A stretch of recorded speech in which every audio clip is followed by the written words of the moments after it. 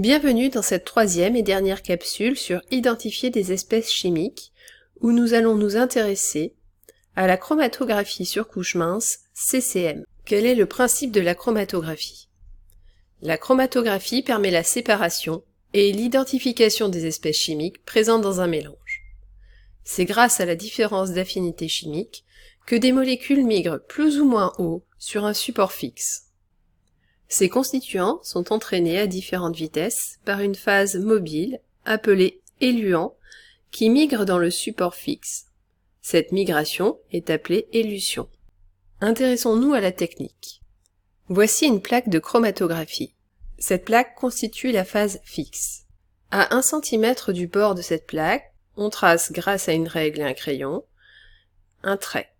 Sur cette ligne, nous allons déposer le produit à tester, ainsi que une ou des espèces de référence. On sèche cette plaque à l'aide d'un sèche-cheveux, puis on la place dans la cuve à élution. Il ne faut pas oublier de mettre le couvercle.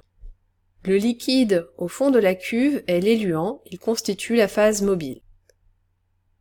Lors de l'élution, les espèces chimiques migrent. À la fin de l'élution, on retire la plaque de la cuve.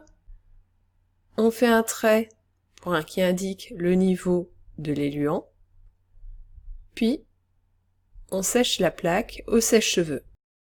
Cette plaque constitue le chromatogramme.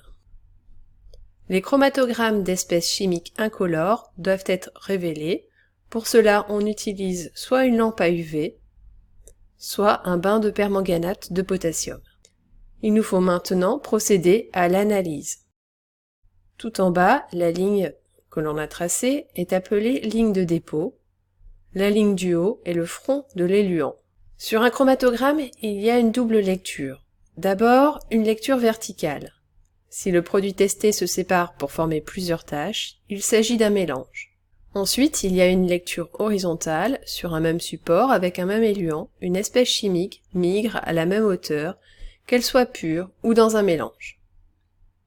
Je vous dis à bientôt pour une prochaine capsule.